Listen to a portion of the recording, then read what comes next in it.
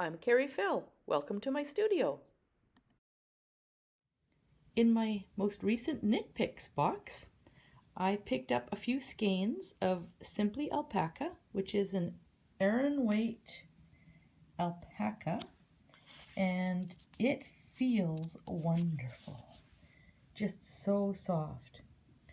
What I've noticed in my shop here, just sitting on the floor of my shop, is when it comes to scarves, the Houndstooth pattern seems to be very popular. So I'm thinking that this would be fun to turn this into a Houndstooth scarf. So I'm going to leave one skein bare, and I'm going to dye the other one, and it's going to be multicolored, not too crazy, but it's going to go into the pot with a couple of warps that I have getting prepared, and whatever color this ends up being, I'm going to warp it up with the white and create a Houndstooth scarf. So here everything is in soaking. This is just water, warm water, no acid added. I want the colors to spread nicely in these warps. The green and the off-white here are warps already wound, 3 yards long. This is the alpaca skein, and I decided to throw it in as a skein and not turn it into a warp because I want to put it on my rigid heddle loom just as a direct warp. All right, I think this has been soaking long enough. It's been about 2 hours, maybe 3. And these aren't stretched out, these are bunched so that there will not be obvious lines of color. There won't be obvious bands of color where the color changes. So there we go. Now right now it's quite low immersion, so I think that's okay. There's no acid in this, so the color will move around, and then we'll add acid later to set it. But right now we want the color to move a little bit and blend together. As for colors, I want to continue using up what I have sitting on my counter, and some of this has been there for quite a while, months. So we have some sort of a blue, we have some sort of a different blue, closer to turquoise. We have something close to purple or brown, I'm not sure. What makes this difference is there's acid in this, and I don't know what that means. It almost looks like it's separated. Ooh, okay, maybe I won't be using this. It looks like it's separated right out. But we'll use these 2 blues, and then I'm just going to take a look at it and decide what I think it needs. I can go to my stock up above and choose something to add. So let's see what we have here.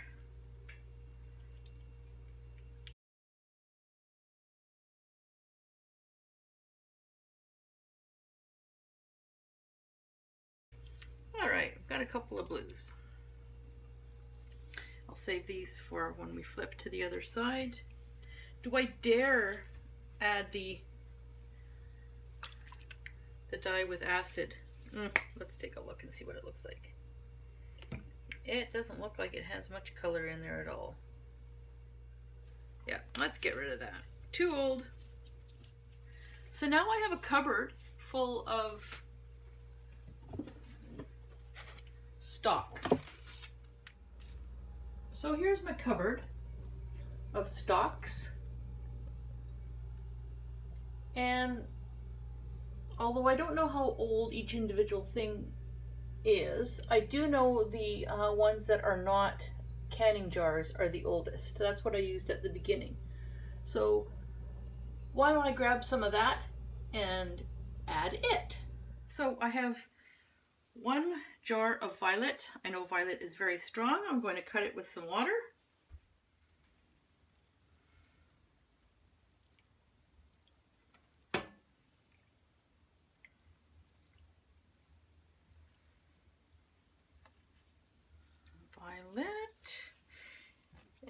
nothing scientific here. I did not measure out how much stock I used versus water.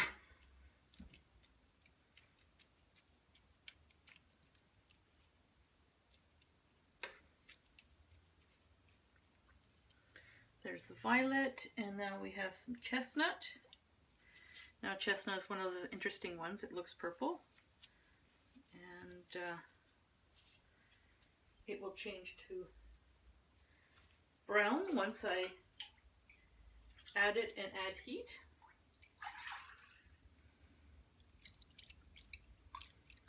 So there it is, going on purple,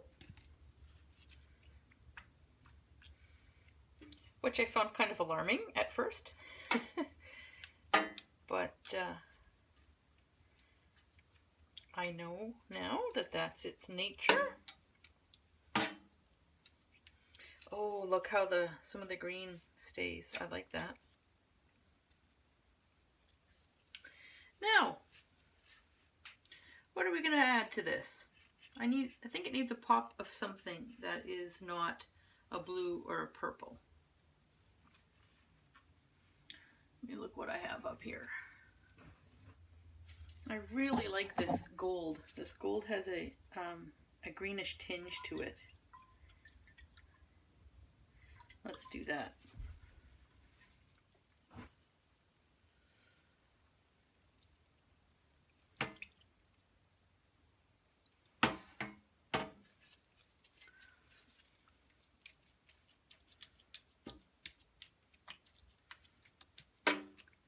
Just a lovely color.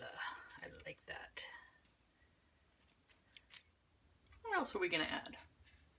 Let's try some boysenberry. That's one of my newer ones, I think. So I'm not really super familiar with it. Maybe it is a little bit on the purpley side. I was hoping it was more on the red side. We can add some reddish later if we want. Let's put some boysenberry in there. Oh yeah, it's purple.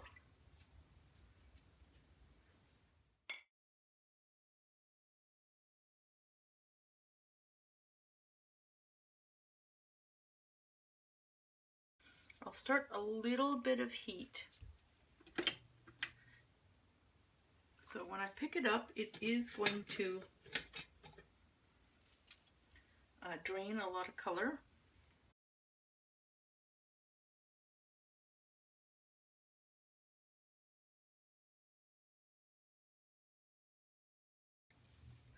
I just tip it up to get the purple down the bottom here, because I do want to preserve some of that gold.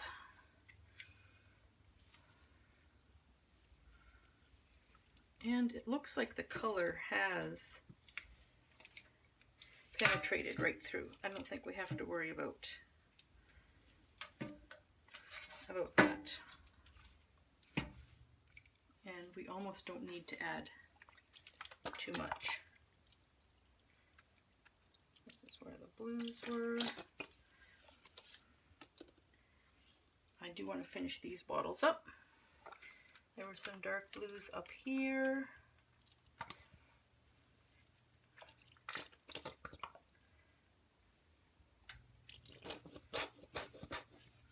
Okay, that's it for the blues and the purples. I'm going to add some more gold.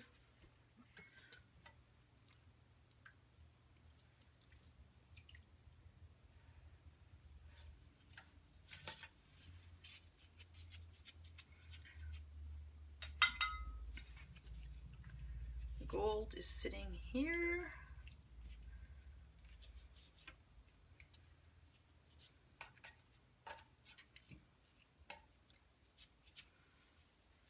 Well, this is looking very much like my usual colors. Oh well, I'll love it. Once we've heated it, and a lot of the, and some of the color has hopefully gone into the yarn, then I'll add the acid. There's no acid in here yet. This is the brown, the chestnut. Just gonna add it down here too. and I'm going to add some of that acidic water pretty quickly. I want to raise the water level so that it's not just the bottom that's striking right now.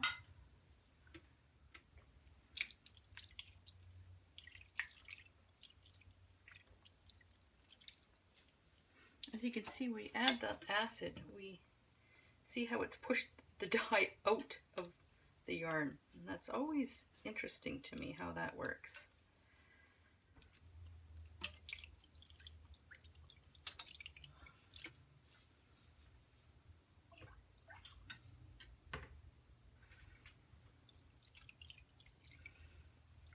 I'm raising the water level, but I think there's enough yarn in there that the dye is not going to move around from one end to the other too easily. That's the plan. We'll give it about 10 or 15 minutes and then I'll check on it. Without meaning to, I have created the same color that I always gravitate to. And we seem to have lost the gold that I put up there. Sorry, I sound funny. Sucking on a sweet tart. Santa brought me sweet tarts. And I just opened them today. I'm going to have a sore tongue by this evening.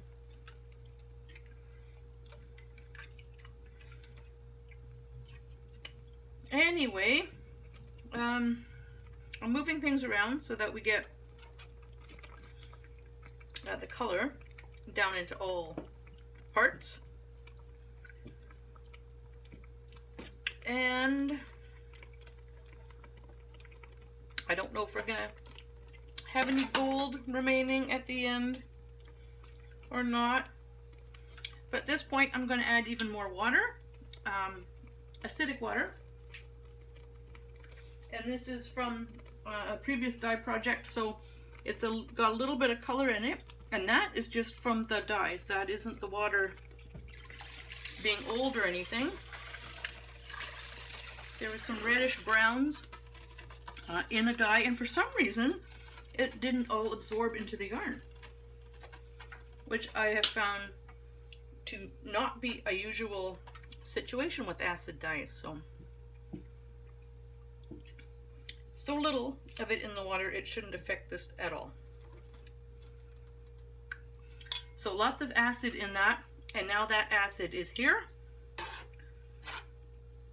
and should help everything to absorb. I'll be back again in another 15 or 20 minutes.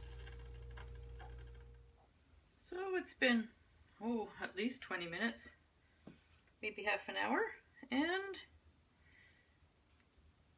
there's still some color in the work, not a whole lot.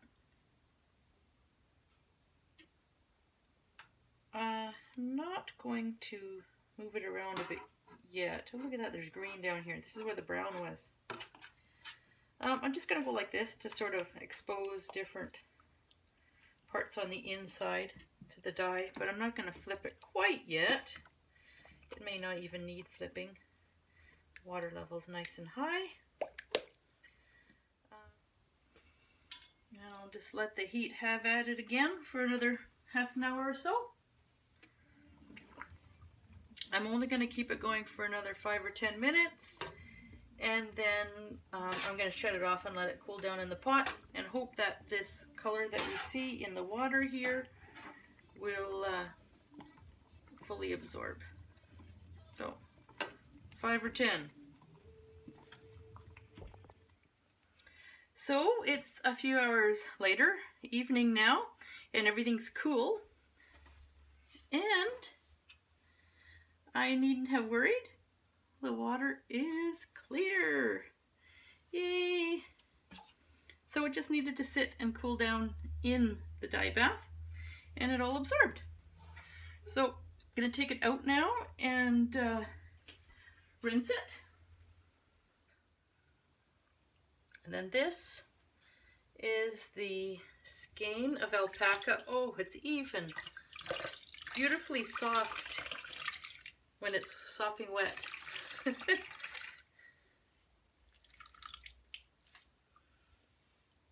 even has a shine. Just beautiful. And the brown managed to stay in this part. So that's kind of cool. The wool silk, I don't see any brown in it. Not really. This is where the brown would have been, and not too much there. But in the alpaca, there's a bit there at the end. So, yeah. Just beautiful. This gorgeous bunch of color is off to get rinsed. Here are the finished warps out of the dye pot. I'm so excited. So much deep color. It's just amazing. What we're seeing here are the ties, these little light areas. So that's marking the cross and maybe helping keep the warp separate in its chains. So we're going to ignore those bits. But the first thing I want to mention is how the colors blended from one to the other. I don't have blotchy areas. I have a smooth color blend, and that is exactly what I was going for. By having no acid in at the start, that provided room for the dyes to disperse a little bit and blend before they set, before the heat and the acid was applied. Just a quick comparison. This is a worsted, not weight, but worsted spun yarn, and this was 100% wool. This was the wool silk combo, and this is the alpaca. So there's quite some differences here. The alpaca is a thicker weight, so I'm going to put this on my rigid heddle loom. So this is the skein of alpaca, and I'm going to be using this on my rigid heddle loom.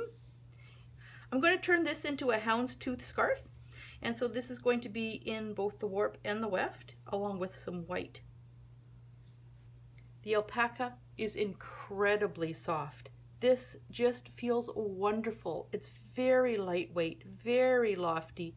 It is a little sticky. Now that it's dried, it's much better. It's a little sticky. It did full and slightly felt a little bit, but as you can see, the individual strands pull apart quite easily, and I'll be able to put this on the rigid heddle loom without any trouble at all. So there's the skein. Absolutely gorgeous. I love how we're getting little bits of the brown and the purple. Beautiful.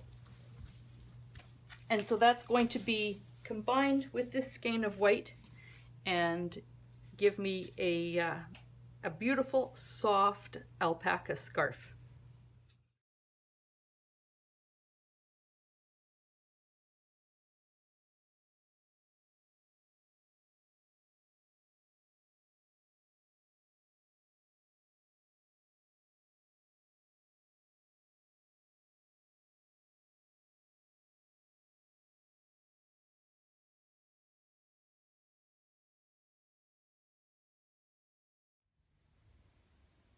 I'm direct warping my alpaca scarf on the 8-foot table, and so I know my warp is pretty much exactly 8 feet long, because here's the bar even with the edge of the table, and I have a clamp at the other end, like a carpenter's clamp. There's my clamp. Now first I warped the white. I had it sitting in the bowl down here on the floor, and I just went back and forth between loom and the post down there, and I just put it through, I put a double thread, a loop through every second slot. So I did a slot, skipped one, slot, skipped one. Then I tied it off here at the end. Now I'm using the dyed skein in my bowl. This is my yarn bowl. Gotta love it. There's a hole in his nose, so you can feed the yarn through there if you like. Yes, it's a little creepy.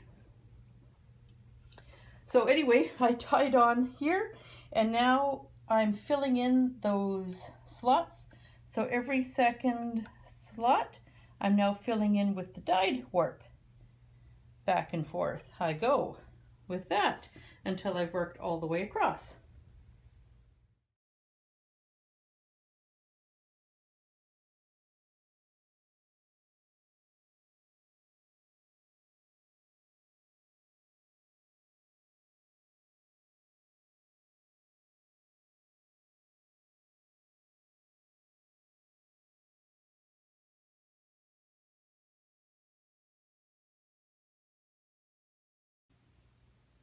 So a lot of people ask, how do I know whether to go over the bar or under the bar? And the answer is quite easy. It won't work if you're doing it the other way. It's as simple as that. So this yarn is coming over the bar, which means the only place it can go is under. And then I pull it through.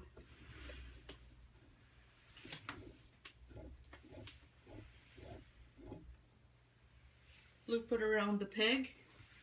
And now here it is under the bar, so the only place it can go is over. So it just happens. It's not something you need to think about.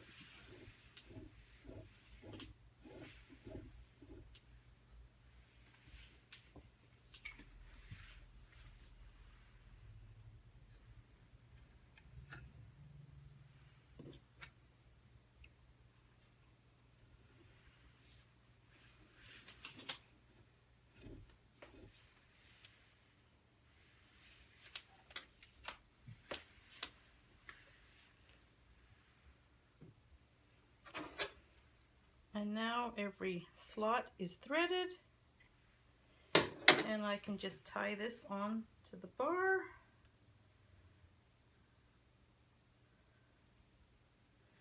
Like so. And every slot is now threaded. They're different heights, but you can see they're all threaded, alternating white and dark. Now I'm going to wind it onto this beam, and then after that's done I can transfer every second end into a hole. It looks like there's lots of yarn left for Weft, so shouldn't have to worry too much about having enough. Such a gorgeous color. Look at that fluff. It's so soft. I just can't stop feeling it.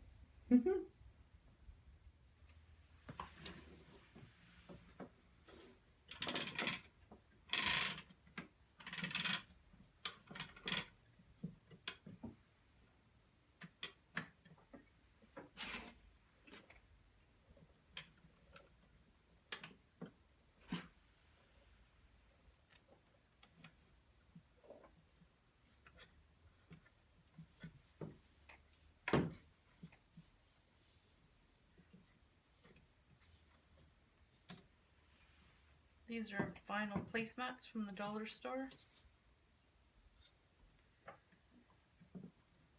And I'm just holding a little bit of tension on the loom, and as I wind it on, I'm allowing it to move closer and closer to the peg. And I'm just making sure it's square to the table and to the peg.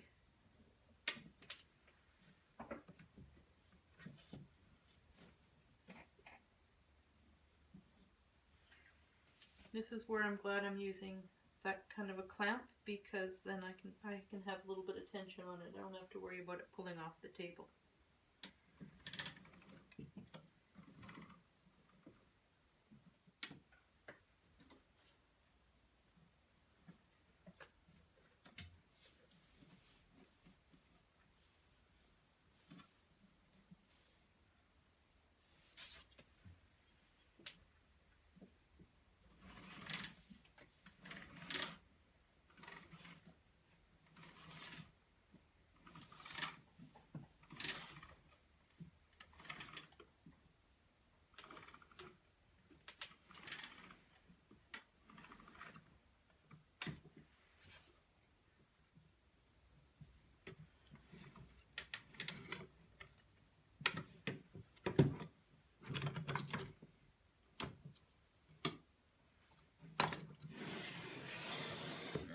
before I go any further because of bumping the table or picking up and moving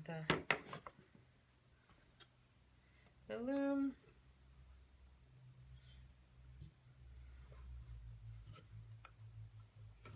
Just going to tie these off in loops.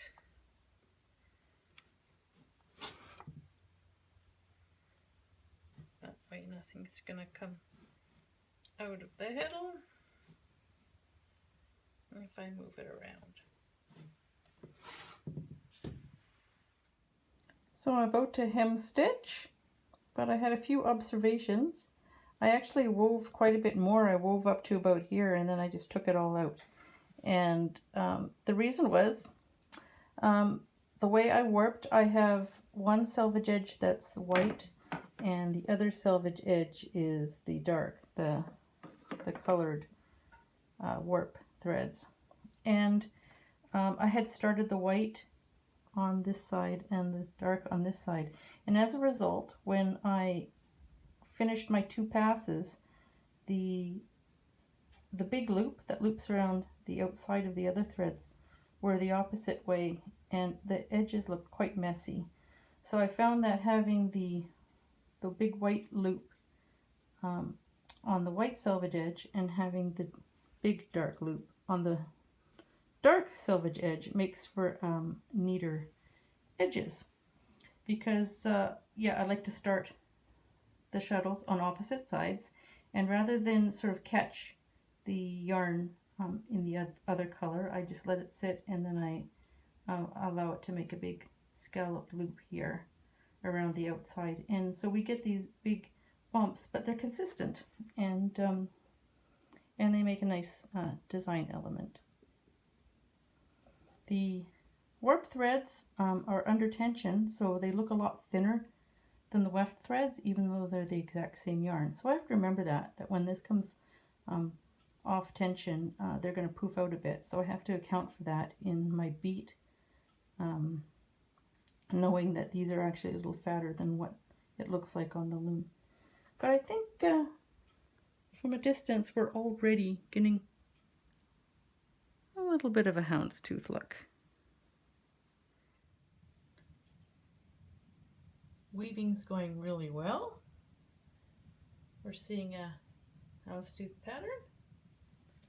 And the way I'm making sure that I'm beating square is not quite the way I usually do. I'm not necessarily looking at the spaces between the yarns. Normally you would look at the little windows between and make sure that they're square. I'm finding that with the tension on the warp being pulled tightly, that those little squares aren't always square. So what I'm looking at is this white square, and I'm checking to see that it's square, not elongated or squashed. And I'm talking about sort of the square made by the 2 white threads here, and making sure that that looks square overall. I find that's just a little easier to keep track of.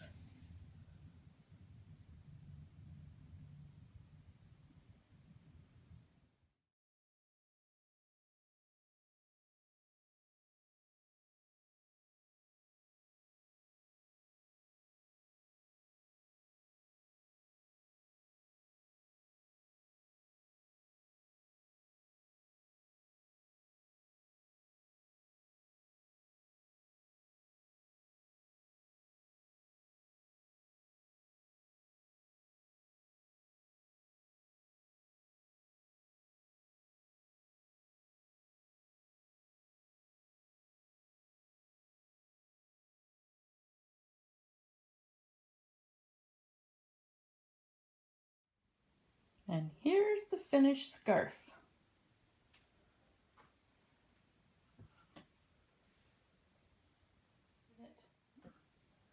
The dyed yarn has given it a subtle color change throughout, which I love. So we have a beautiful, consistent houndstooth pattern, but with some sparkle of color that varies throughout. The scarf itself has amazing drape.